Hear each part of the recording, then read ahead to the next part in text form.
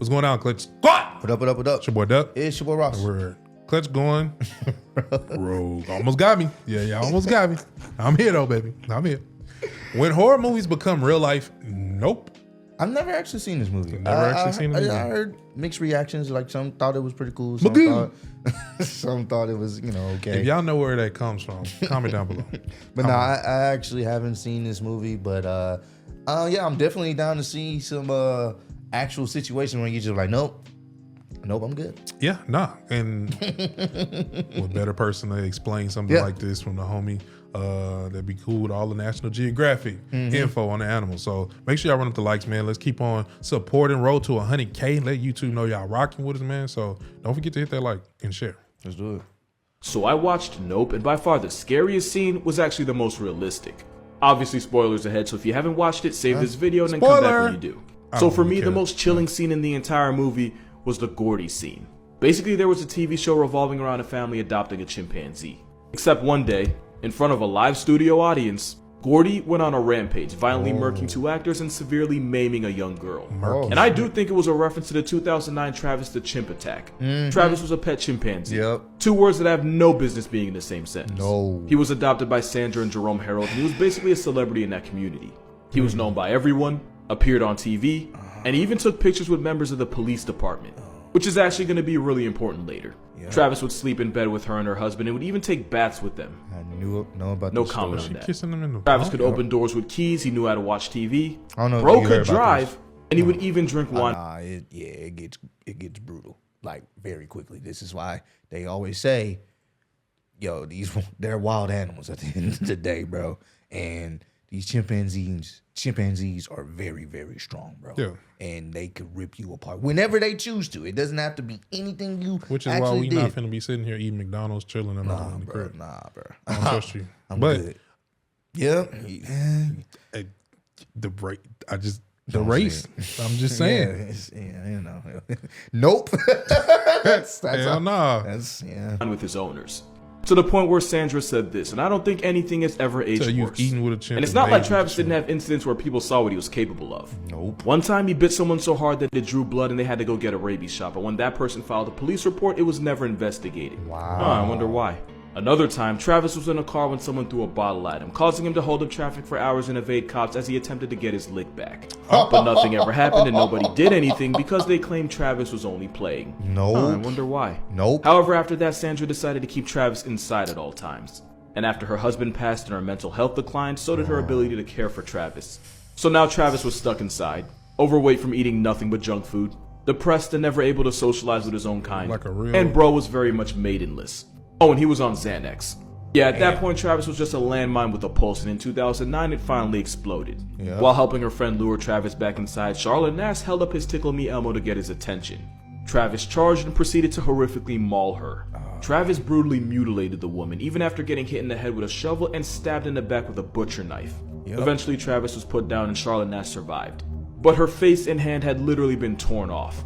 It was so bad that first responders and cops needed therapy after witnessing the carnage. Wow. And Nope actually referenced her as a disfigured child star is seen wearing a veil, the same kind Charlotte would wear after the attack. Not to mention Gordy and Travis died in the exact same way. And in both cases, a wild animal is treated as a commodity and exploited. The result traumatized everyone involved. But at the end of the day, Travis was the biggest victim in all this along with Charlotte Nash. He should have been living his best life in the jungle as a wild animal. Instead, he was drinking wine and taking Xanax as someone's flex. So if you're ever rewatching this movie, keep in mind that this actually happened. Here's some more facts about the Travis chimp incident. Basically stuff I left out in the first video that I figured would be important to know. After the first incident where Travis held up traffic for hours, Connecticut actually ended up passing a law where you couldn't own a primate heavier than 50 pounds. By the time of the attack, he was pushing past 200. But the law didn't apply to Travis because people assumed that the Heralds had him for so long that he was considered not to be a public threat. Sandra Harold was actually warned by an animal control officer that once Travis reached maturity, he'd be more prone to violent and aggressive tendencies, like male chimps in the wild. Especially since he wouldn't have an outlet for certain urges he would get once he became mature. But obviously, Sandra didn't listen. Now, a lot of people blame Sandra for the event, and I'm one of them. But I think it is worth mentioning that in 2000, her only daughter tragically passed in a car accident, causing her to literally see and treat Travis as a child since she had lost her only one. And when her husband died a couple years later, Travis was literally all she had. Not justifying it at all, but you know, it's complicated. It's Mental. more complicated because now she passed on those relations, those interconnected relations, because she lost someone at a young age, lost a child at a young age. And that just was a mental problem for her. Yeah, She just kind of did it in a way that was, you know, what she saw as innocent. Yeah. But it was actually It's something dangerous, that she needed to. a ticking time bomb. Yeah, it was. Travis was also visibly depressed at the loss of his adoptive father. Yeah, of After course. his death, Travis would apparently take pictures of Jerome Harold off the wall and hold them tightly, clearly mourning. According to reports, Travis had been prescribed Xanax by a vet to help him calm down. He was even given Xanax-laced tea the day of the attack. Xanax is often used to help treat anxiety, but it can also cause hallucination, rage, and mania. After horrifically mauling Charlotte Nash, Travis was shot 4 times. Mortally wounded, Travis went back to the house and passed away right next to his cage, which you have to assume was his safe space. On a wholesome note, Charlotte Nash actually ended up undergoing a face transplant and actually seems to be doing a lot better these days. And according to her, she's no longer in pain and doesn't even seem to really remember the attack, just what people tell her about it. And honestly, it's probably better that way. Yeah. Despite all she's been through, she's still managing to stay positive. Also, after the police officer who put down Travis was denied therapy, laws were passed to make sure cops that had to use lethal force on an animal could receive therapy for mental and emotional recovery. On this episode of Why No Human Should Ever Try to Own a Chimp is a story that, if I'm being honest, kind of messed me up the first time I heard it. Yeah, more than Travis. Former NASCAR driver St. James Davis and his wife LaDonna had a chimp they had adopted from Tanzania named Mo. And before you say it, no, this story isn't going in the direction you think it is. The couple treated Mo like he was their son, dressing him up, bathing him, and they even taught him how to use the toilet. Mo was even the best man at their wedding. But after an incident in 1998 where Mo attacked and bit an officer, the couple were forced to give up Mo to a wildlife rescue center in California. But they loved him, and this didn't stop them from visiting Mo regularly. One day in 2005, the couple were celebrating Mo's 39th birthday and even brought him his own cake. So, important fact about chimps. Chimpanzee society works as a hierarchy, where low ranks are often bullied and forced to give up food to their superiors who get first servings. That structure is actually why baboons have become a real problem in parts of South Africa. You see, they tell you not to feed the baboons because when you do, not only are the baboons associating people with food, which is bad, it also means they start seeing all humans as low ranks and start expecting food, which is worse. This would be important for 2 reasons. Reason number 1, 2 other chimps saw the couple give Mo the birthday cake. Reason number 2, that was a really bad time for those 2 chimps to escape. The 2 chimps violently confronted them and one of them bit off LaDonna's thumb. And to protect his wife, St. James Davis put himself between his wife and the chimps. What followed was, without exaggeration, one of the most horrifically brutal attacks I've ever read about. The 2 chimps mauled and mutilated the man, and if you read about exactly how they did it, it didn't seem like the chimps were trying to end him. It seemed like they were actively trying to torture him. One chimp chewed his finger off while another gouged his eye out. In what seems like a common chimp move, they essentially tore most of his face off. They even went as far as to chew off his genitals and a good chunk of his rear end. Which is another thing chimps are infamous for. They basically did everything but murk him. Keep in mind, this was all over a birthday cake. Wow. And at this point, you might be wondering where Mo was when this was all going down. As a chimp that grew up around nothing but humans, the event terrified him so much that he appeared paralyzed. Eventually, a couple workers put the chimps down, but by the time they did, the damage was already done. Mo, you better Former come. high school football player and NASCAR driver James Davis had pretty much been torn to shreds. He nearly bled out 3 times on the way to the hospital, and the first 2 places wouldn't even take him. Someone even said they might as well just drop him at the coroner's office. Eventually, he was taken to a trauma center where he'd go on to have about 12 surgeries and would even be medically induced into a coma. Against virtually every force of nature, Davis survived and was discharged 6 monons later. The moral of the story is still the same. Davis had spent nearly 30 years of his life living with a chimp, and all it took was bad luck and a birthday cake to nearly flatline him. Awful. It just goes to show, chimps are really good at being wild animals, but really bad at being pets. So I watched Nope, and without spoiling too much, bro, that's crazy. Cold. Damn, that's actually messed. Damn, they was just dropping off the cake to the chimp they've known all their life, and then the other 2 chimps they weren't having it, and they just attacked them. That's crazy, bro. Hey, bro, you know what, man? The zoo don't even sound that cool either at this point, man. Facts, man. I'm good, Ship bro. them out of here. I watch it on YouTube, bro, at this point. And I watched Planet of the Apes. Nah, I've seen them too. So y'all keep on good series of movies, getting them on technology and all that y'all want to. Nigga Caesar. They're going to start getting real cool with AI and try to create some stuff. I'm good. it reminded me of something that actually happened. And I'm just gonna put that right there. This is Timothy Treadwell. If that name sounds familiar, then you know what time it is. I think it's important to mention he wasn't like a zoologist or an educator or something. He was a dude that auditioned for Cheers and then lost out to Woody Harrelson. That caused him to spiral down the path of things I cannot talk about on here. Let's just say he had his demons and his demons had hands. But he turned his life around after going on a trip to Alaska with a buddy and observing bears up close. He decided right then and there that he'd dedicate his entire life to bears. I think I know. Yeah. For over a decade, he watched, studied, this. recorded, and even directly interacted with bears. This? He would get extremely close to them and would sometimes even play with bear cubs because he claimed that he had their trust. And if you watch Nope, you know exactly where this is finna go. Now, I will say Treadwell did try to make an impact by traveling all over as an activist trying to educate the public about bears and why they should be protected. But he also threatened their lives by getting way too close. And as time went on, he started getting cocky, which led him to do the unthinkable. So a little fun fact about bears, before they hibernate, they have to eat and put on as much weight as possible. The competition for food makes them 1,000 times more aggressive and infinitely more of a death sentence to be around. Against literally everyone's warning, he chose this time to go camping around them. Not only that, but he purposely set up his camp around a known bear trail so that bears would walk right past his tent. Not only that, but he refused to carry bear spray because the Steve Irwin stereotype figured that bears trusted him so much that he never needed. And not only that, he brought his girlfriend with him.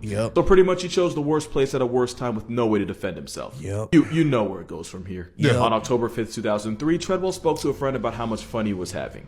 On October 6th, the Rangers found his and his girlfriend's half-eaten corpses around their campsite. But the most disturbing part? A video camera was actually left on as the grizzly attacked them. Another cute little fact about bears, they don't wait until you flatline, they just start eating. Which meant there was a 6-minute audio recorded of him screaming in agony as he was getting mauled and eaten alive while his girlfriend could only watch. And since she was also screaming, the bear eventually went after her too. The audio was so graphic and traumatizing that it was never released to the public. You can find reenactments based on what happened on YouTube, but the original was vaulted out of respect for the family. Also, the bear that was only guilty of being a bear was tracked down and put out of commission.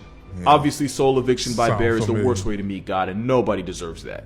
But bro literally asked for it, and it all could have been avoided with one word. Nope. Yeah, shout out to this comment, because I honestly don't. It's not funny. It's the way he said it, bro. I've heard the story. So it's one of those things he fucked around and found out, unfortunately. And I get it that was his piece, but you gotta be. These are wild animals. You cannot expect us. We're not fucking Dr. Doolittle. Like, we don't know what these niggas are saying. No, bro. That was his piece, and he was left in peace. Yeah, y'all talking. I'm just saying, like, I don't know how. Bro, it's just guess the race. Niggas. Oh yeah, we cool, bro. We cool. You know, them bears respect me. They don't know you, fam. They don't know you. I don't speak bear. I don't speak bear, bro. I don't speak chimp, bear, elephant, nothing. So who I'm not finna crowd myself around is chimps, bears, and all this stuff, thinking that they just finna keep it sweet with me.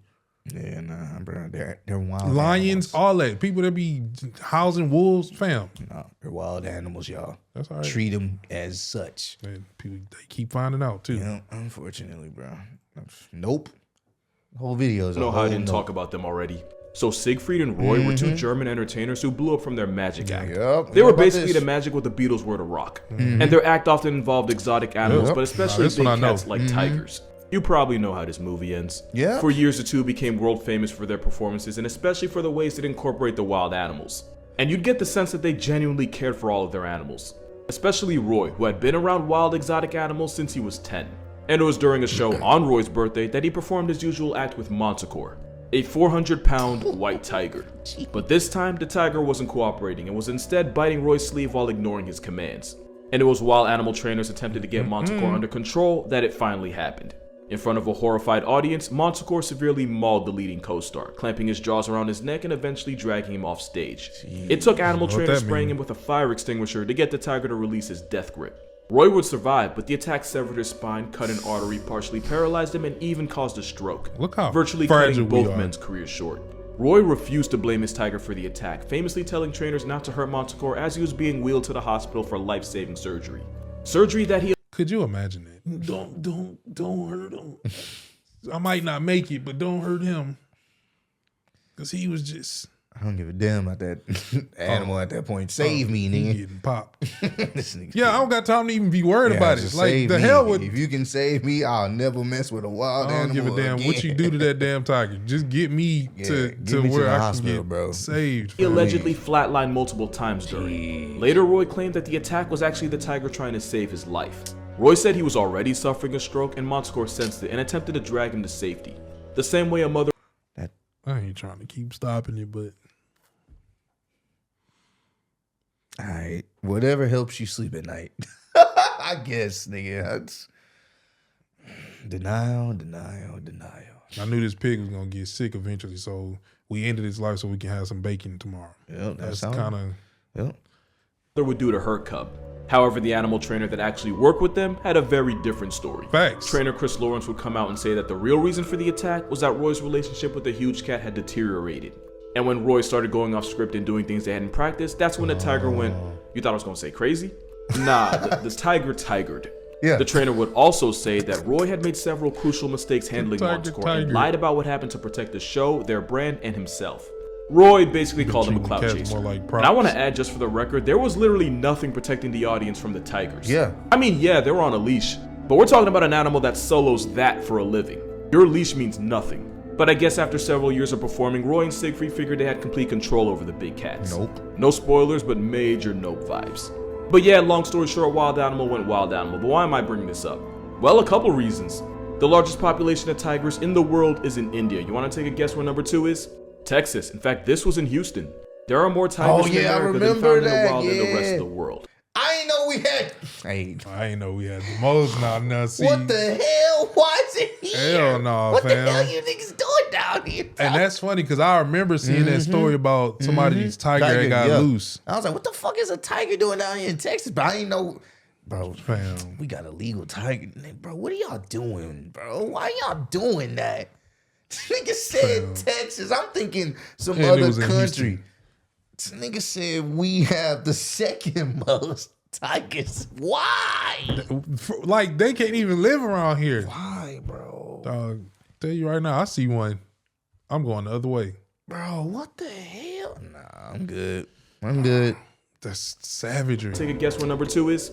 Texas. In fact, this was in Houston. There are more tigers in America than found in the wild in the rest of the world. You remember that weird phase when people would use tiger selfies as Tinder profiles? I genuinely hope none of you got laid. And if you had Netflix during the pandemic, you already know about Joe Exotic. My point is, people have had a hard-on for exploiting tigers for as long as we've known about them. And fans aren't going to want to hear this, but this was just another example of that. I will give them credit for 2 things, though. This might be the first story like this where the animal wasn't eventually unalived for being an animal. Yeah. And number 2, it really did feel like they genuinely cared for their animals. I say that because if a 400-pound killing machine really wanted Roy to be a hashtag, his chalk outline would have been on that very stage. But when you take a wild animal and turn it into a side act, it's only a matter of time, because one thing about a tiger gone tiger. Yeah. And ultimately, all the attack was a tiger tigering. Yeah. And just like that, I think I just gave you the entire plot of Nope without actually spoiling it. Moral of this story? Well, there's actually 2. Putting a leash on a tiger is like putting a traffic cone in front of a runway 18-wheeler and telling kids it's safe to cross. Yep. And if you really love a tiger, the best thing you can do for it is let it be a tiger. Yeah. At this point, we're all very much familiar with the Travis chimp attack of '09. But there's a whole nother part of the story that way less people know about. Wow. Chimp Party used to be a business that was run by 2 people in Missouri.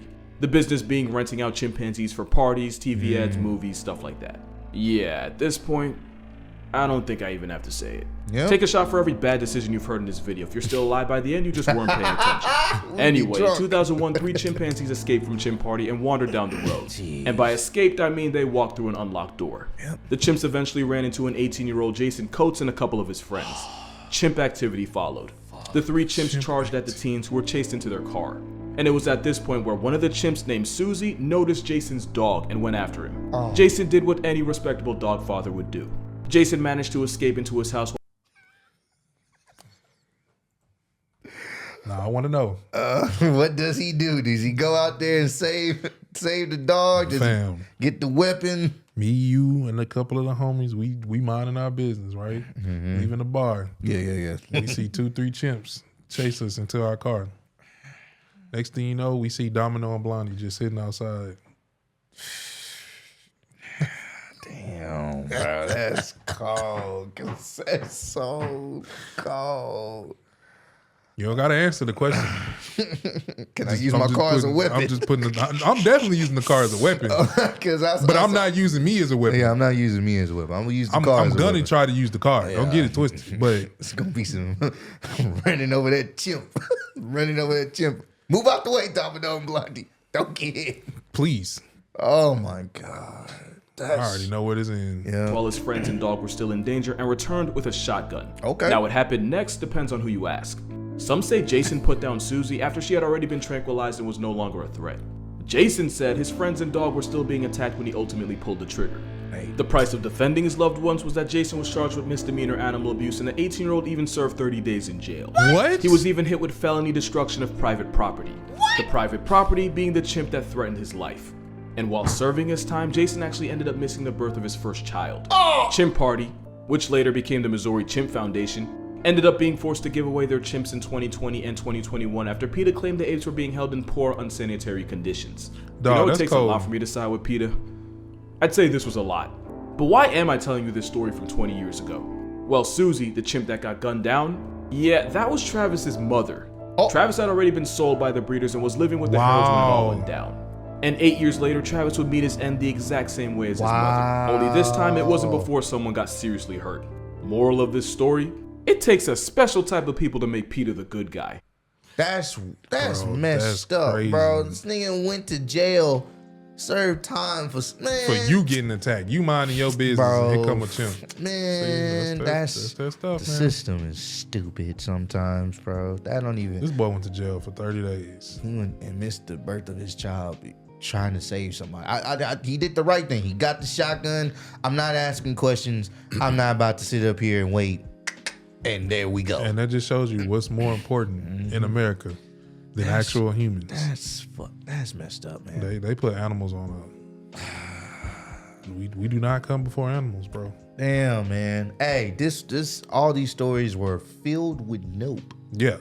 Hell no. Actually. So, hey, man, just see the wild animals on your National Geographic on YouTube. If you go to the zoo, you can go see them there. You know what I'm saying? You know, let the wild animals Let them be wild, bro. Let them be wild. That's how they're supposed to be. You know, don't find yourself trying to be the lion whisperer or the tiger talker. No, Yeah, bro. no. Because you Tiger King. it's probably not gonna end the way you expect. So 10th round.